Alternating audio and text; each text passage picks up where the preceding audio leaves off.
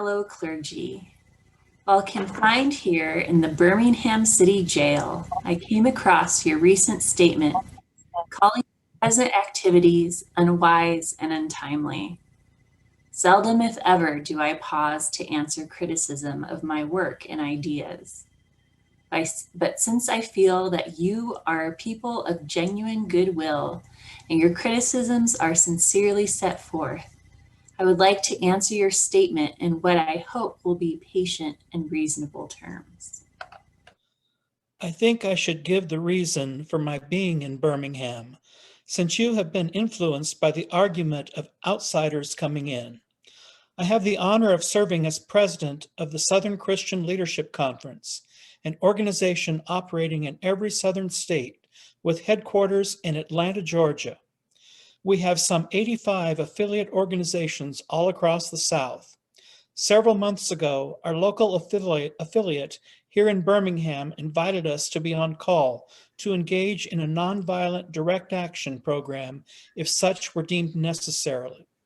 We readily consented. But more basically, I am in Birmingham because injustice is here.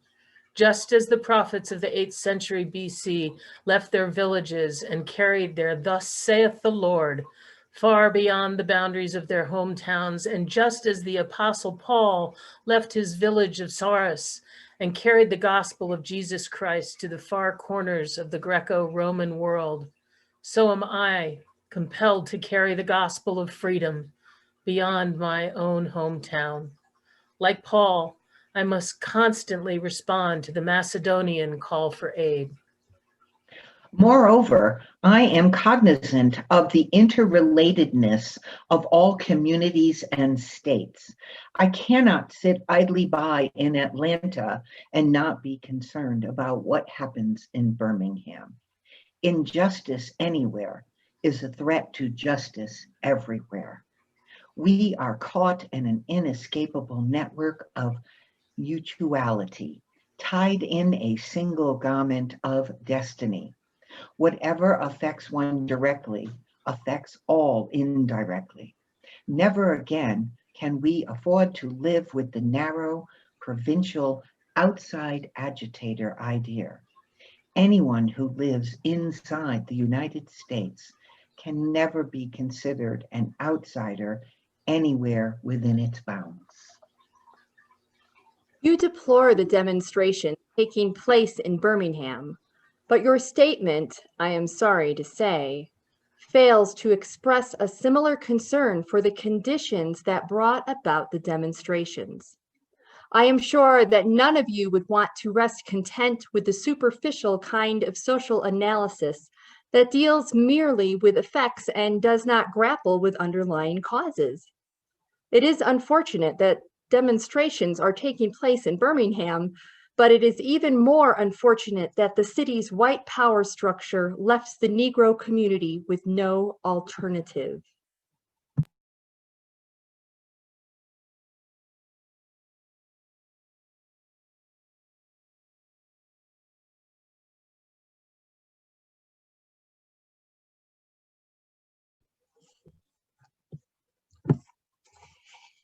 In any nonviolent campaign, there are 4 basic steps: collection of the facts to determine whether injustices are alive, negotiation, self-purification, and direct action. We have gone through all of these steps in Birmingham. Birmingham is probably the most thoroughly segregated city in the United States. Its ugly record of police brutality is known in every section of the country. Its unjust treatment of Negroes in the courts is a notorious reality. There have been more unsolved bombings of Negro homes and churches in Birmingham than in any city in this nation. These are the hard, brutal, and unbelievable facts. On this basis of these conditions, Negro leaders sought to negotiate with the city fathers, but the political leaders consistently refused to engage in good faith negotiation. Then came the opportunity last September to talk with some of the leaders of the economic community. In these negotiating sessions, certain promises were made by the merchants. such as the promise to remove the humiliating racial signs from the stores. On the basis of these promises, Reverend Shuttlesworth and the leaders of the Alabama Christian Movement for Human Rights agreed to call a moratorium on any type of demonstrations. As the weeks and months unfolded, we realized that we were the victims of a broken promise. The signs remained. And in so many experiences in the past, we were confronted with blasted hopes, and the dark shadow of a deep disappointment settled upon us. So we had no alternative except that of preparing for direct action, whereby we would present our very bodies as a means of laying our case before the conscience of the local and national community. We were not unmindful of the difficulties involved. So we decided to go through the process of self-purification. We started having workshops on nonviolence and repeatedly asked ourselves the questions: are you able to accept the blows without retaliating? Are you able to endure the ordeals of jail?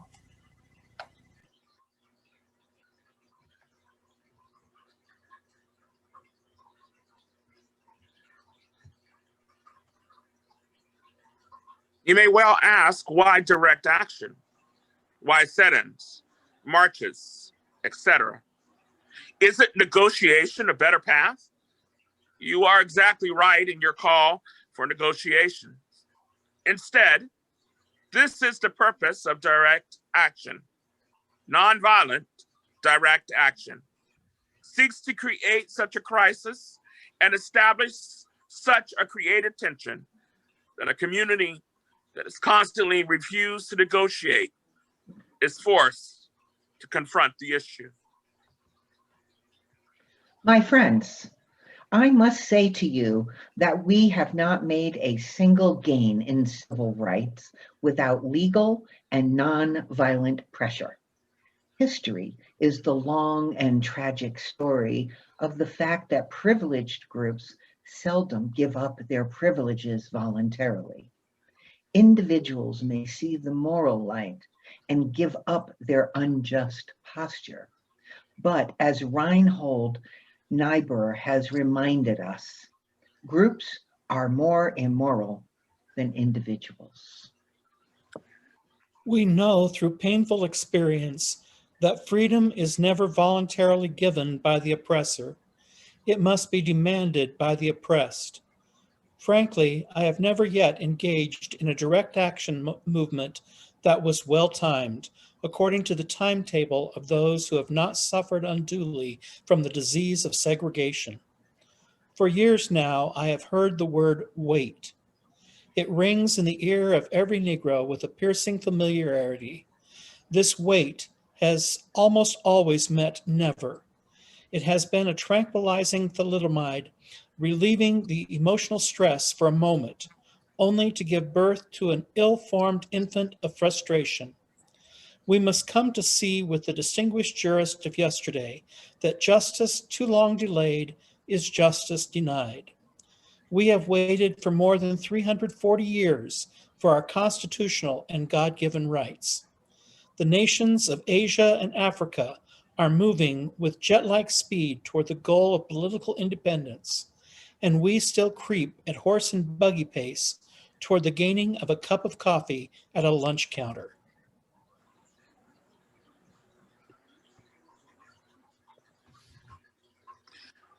I guess it is easy for those who have never felt the stinging darts of segregation to say wait.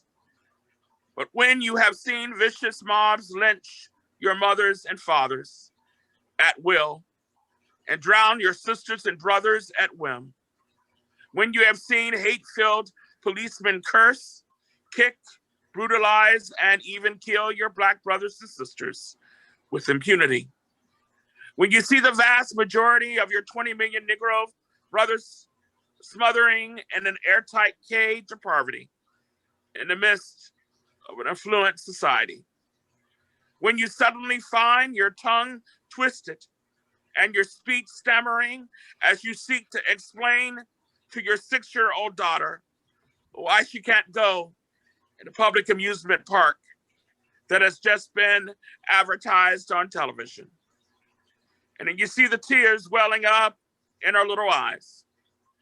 But she is told that Fun Town is closed to colored children, and see the depressing clouds of inferiority begin to form in her little mental sky, and see her begin to distort her little personality by unconsciously developing a bitterness toward white people. When you have to contort an answer for a 5-year-old son who is asking an agonizing passes, "Daddy, why do white people treat colored people so mean?" When you take a cross-country drive and find it necessary to sleep night after night in the uncomfortable corners of your automobile because no motel would accept you. When you are humiliated day in and day out by nagging signs reading white men and coloreds. Your first name becomes nigga, and your middle name becomes boy. However old you are, and your last name becomes John. And when your wife and mother are never given the respected title of Mrs., or when you are harried by day and haunted by night by the fact that you see our Negro living constantly at tiptoe stance, never quite knowing what to expect next, and plagued with inner fears and outer resentments. And when you are forever fighting a degenerating sense of nobleness, then you will understand why we find it difficult to wait.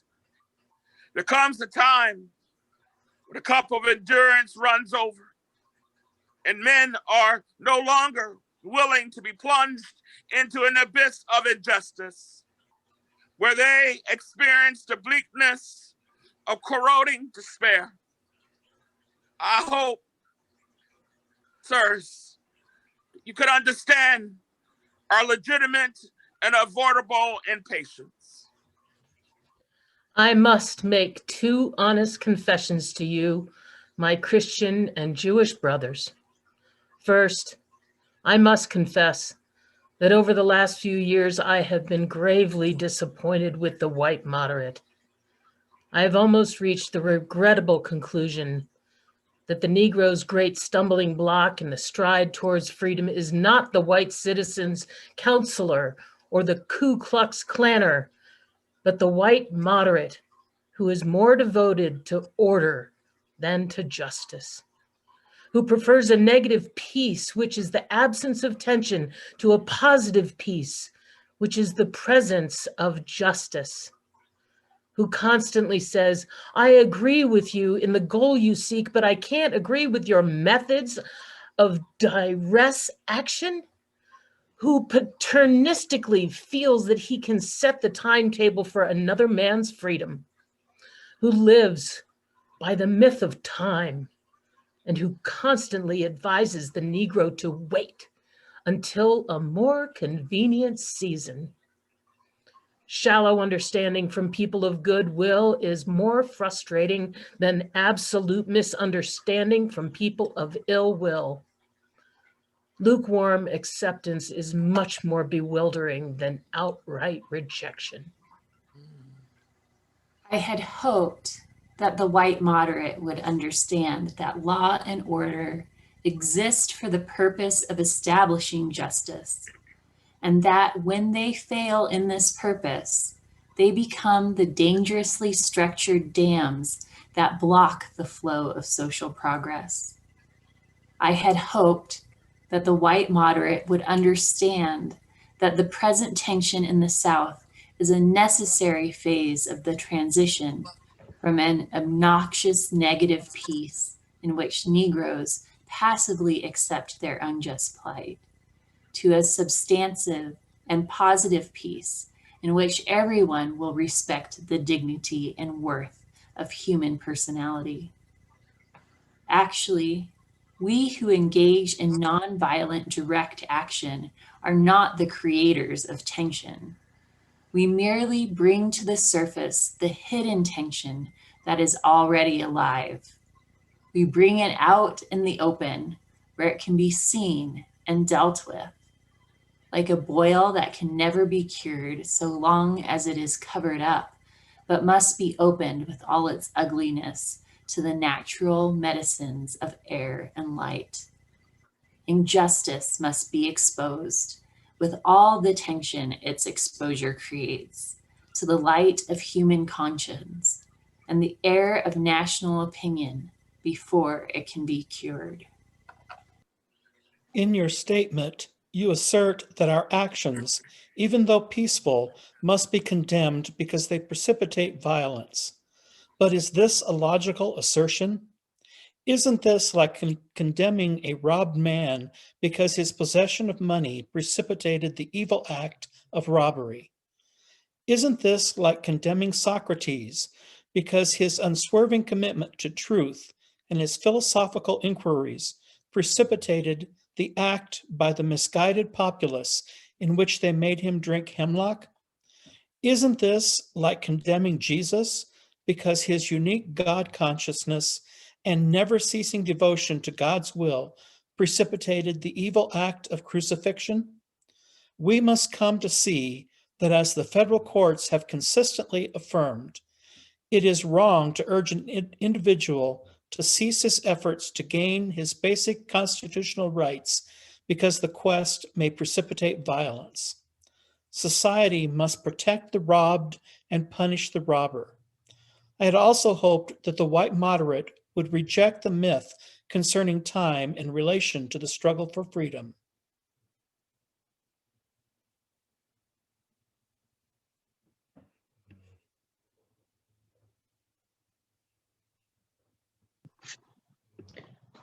I have just received a letter from a white brother in Texas.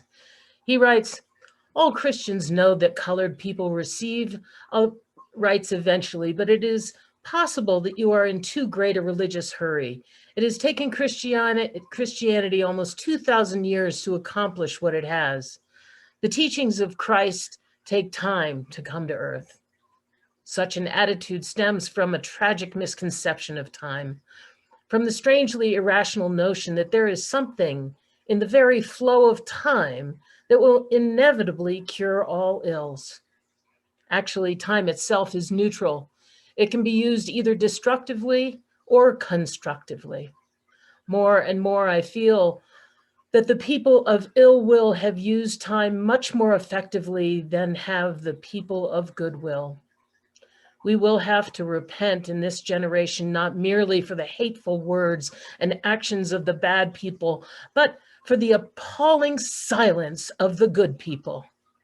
Human progress never rolls on wheels of inevitability. It comes through the tireless efforts of men willing to be co-workers with God. And without this hard work, time itself becomes an ally of the forces of social stagnation. We must use time creatively in the knowledge that the time is always ripe to do right.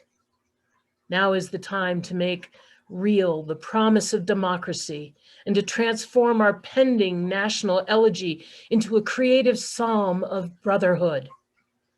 Now is the time to lift our national policy from the quicksand of racial injustice to the solid rock of human dignity. You spoke of our activity in Birmingham as extreme. At first, I was rather disappointed that fellow clergymen would see my nonviolent efforts as those of extremists. I started thinking about the fact that I stand in the middle of two opposing forces in the Negro community. One is a force of complacency made up of Negroes who, as a result of long years of oppression, have been so completely drained of self-respect and a sense of somebodyness that they have adjusted to segregation and a few Negroes in middle class who, because of a degree of academic and economic security, and at points they profit from segregation, have unconsciously become insensitive to the problems of the masses. The other force is one of bitterness and hatred, and comes perilously close to advocating violence. It is expressed in the various Black nationalist groups that are springing up over the nation, the largest and best known being Elijah Muhammad's Muslim movement. This movement is nourished by the contemporary frustration over the continued existence of racial discrimination.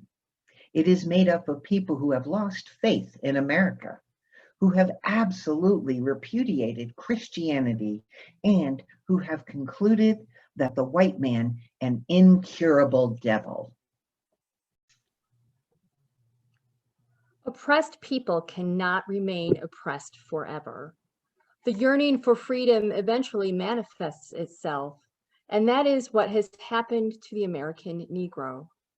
Something within has reminded him of his birthright of freedom, and something without has reminded her that it can be gained. Consciously or unconsciously, they have been caught up by the zeitgeist, and with their Black brothers and sisters of Africa and their brown and yellow brothers and sisters of Asia, South America, and the Caribbean, the United States Negro is moving with a sense of great urgency toward the promised land of racial justice. If one recognizes this vital urge that has engulfed the Negro community, one should readily understand why public demonstrations are taking place.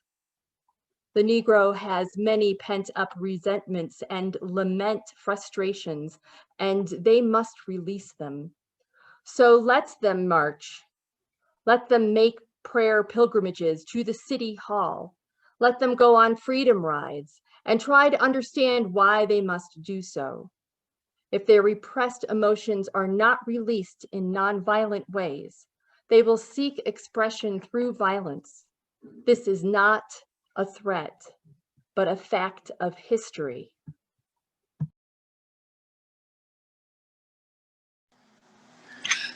So I have not said to my people, get rid of your discontent. Rather, I've tried to say that this normal and healthy discontent can be channeled. Hear me? Into the creative outlet of nonviolent direct action. And now this approach is being termed extremist.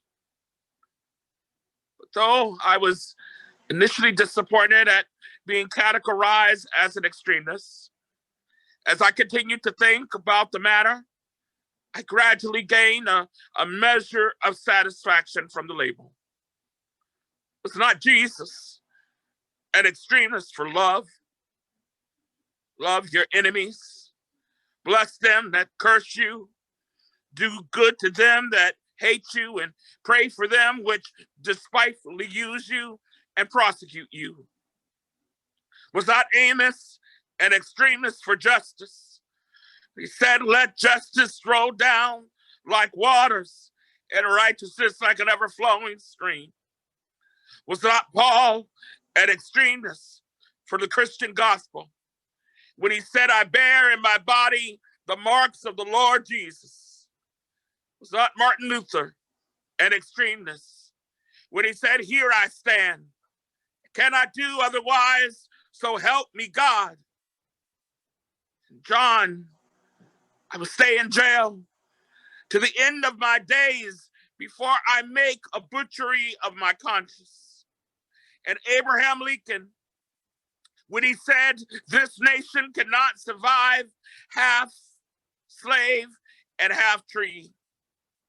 And Thomas Jefferson, when he said, we hold these truths to be self-evident, that all men are created equal. So the question is not whether we will be extremists, but what kind of extremists we will be. Will we be an extremist for hate or for love? Will we be an extremist for preservation of injustice or for the extension of justice? In that dramatic scene on Calvary's Hill, 3 men were crucified. We must never forget that all 3 were crucified for the same crime, the crime of extremism. 2 were extremists for immorality, and those fell below their environment.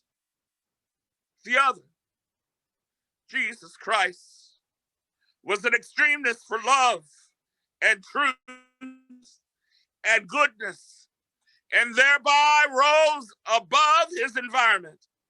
Perhaps the South, and the nation, and the world are in a dire need of creative extremists.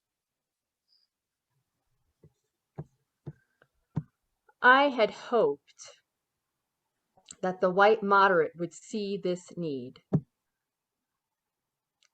Perhaps I was too optimistic. Perhaps I expected too much. I suppose I should have realized that a few members of the oppressor race can understand the deep groans and passionate yearnings of the oppressed race, and still fewer have the vision to see that injustice must be rooted out by strong, persistent, and determined action.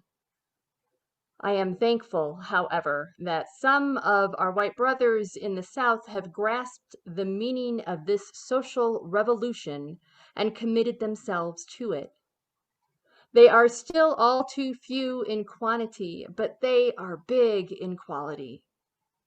Some, such as Ralph McGill, Lillian Smith, Harry Golden, James McBride Dabbs, Ann Braden, and Sarah Peyton Boyle, have written about our struggle in eloquent and prophetic terms. Others have marched with us down nameless streets of the South. They have languished in filthy, roach-infested jails, suffering the abuse and brutality of policemen who view them as dirty nigger lovers. Unlike so many of their moderate brothers and sisters, they have recognized the urgency of the moment and sensed the need for powerful action antidotes to combat the disease of segregation. Let me take note of my other major disappointment. I have been so greatly disappointed with the white church and its leadership. Of course, there are some notable exceptions. I am not unmindful of the fact that each of you has taken some significant stands on this issue. I commend you, Reverend Stallings, for your Christian stand on this past Sunday in welcoming Negroes to your worship service on a non-segregated basis. I commend the Catholic leaders of this state for integrating Spring Hill College several years ago. Negroes have many pent-up resentments and latent frustrations. They have to get them out. So let them march sometimes. Let them have their prayer pilgrimages to the city hall. Understand why they must have sit-ins and freedom rides. If their repressed emotions do not come out in these nonviolent ways, they will come out in ominous expressions of violence. There is not a threat. It is a fact of history. So I have not said to my people, get rid of your discontent, but I have tried to say that this normal and healthy discontent can be channeled through the creative outlet of nonviolent direct action. In spite of my shattered dreams of the past, I came to Birmingham with the hope that the white religious leadership in the community would see the justice of our cause and with deep moral concern serve as the channel through which our just grievances could get to the power structure. I had hoped that each of you would understand, but again, I have been disappointed. I have heard numerous religious leaders of the South call upon their worshipers to comply with a desegregation decision because it is the law. But I have longed to hear white ministers say, follow this decree because integration is morally right and the Negro is our sibling. In the midst of blatant injustices inflicted upon the Negro, I have watched white churches stand on the sideline and merely mouth pious irrelevancies and sanctimonious trivialities. In the midst of a mighty struggle to rid our nation of racial and economic injustice, I have heard so many ministers say, those are social issues with which the gospel has no real concern. And I have watched so many churches commit themselves to a completely otherworldly religion, which made a strange distinction between body and soul, the sacred and the secular. I have traveled the length and breadth of Alabama, Mississippi, and all the other southern states. On sweltering summer days and crisp autumn mornings, I have looked at the South's beautiful churches with their lofty spires pointing heavenward. I have beheld the impressive outlines of her massive religious education buildings. Over and over, I have found myself asking, what kind of people worship here? Who is their God? Where were their voices when the lips of Governor Barnett dripped with words of interposition and nullification? Where were they when Governor Wallace gave a clarion call for defiance and hatred? Where were their voices of support when bruised and weary Negro men and women decided to rise from the dark dungeons of complacency to the bright hills of creative protest? Yes, these questions are still in my mind. In deep disappointment, I have wept over the laxity of the church. Be assured, though, that my tears have been tears of love. There can be no deep disappointment where there is not deep love. Yes, I love the church. How could I do otherwise? I'm in the rather unique position of being the son, the grandson, and the great-grandson of preachers. Yes, I see the church as the body of Christ. But oh, how we have blemished and scarred that body through social neglect and through fear of being nonconformists. I wish you had commended the Negro sit-inners and demonstrators of Birmingham for their sublime courage, their willingness to suffer, and their amazing discipline in the midst of great provocation. One day the South will recognize its real heroes.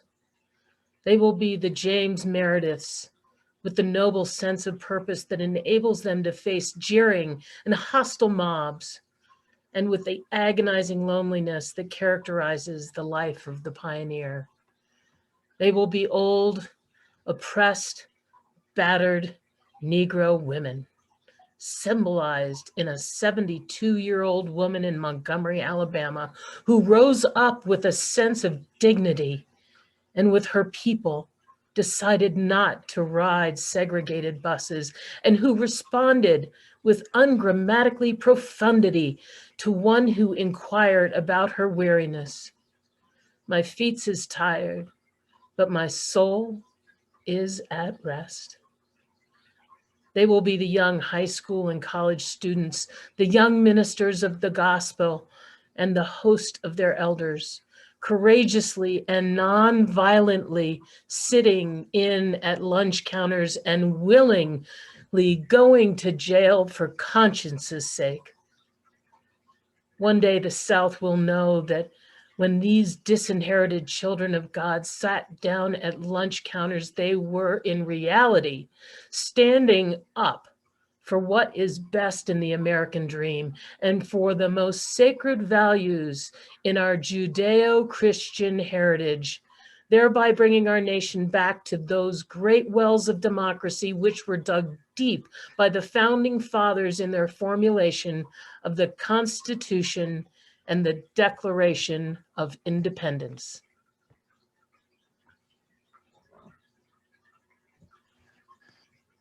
Never before have I written so long a letter. I'm afraid it is much too long to take your precious time. I can assure you that it would have been much shorter if I'd been writing from a comfortable desk. But what else can one do when he is alone in a narrow jail cell, other than write long letters and think long thoughts and pray long prayers? If I'd said anything in this letter that overstates the truth and indicates an unreasonable impatience, I beg you to forgive me. And if I've said anything that understates the truth and indicates my having a patience that allows me to settle for anything less than brotherhood, I beg God to forgive me. I hope this letter finds you strong in the faith. I also hope that circumstances will soon make it possible for me to meet each of you, not as an integrationist or a civil rights leader, but as a fellow clergyman and a Christian brother. Let us all hope the dark clouds of racial prejudice will soon pass away, and a deep fog of misunderstanding will be lifted from our fear-drenched communities. And in some not too distant tomorrow, all the radiant stars of love and brotherhood will shine over our great nation with all of this scintillating beauty. Yours, for the cause of peace and brother and sisterhood. And so be it. And so be it.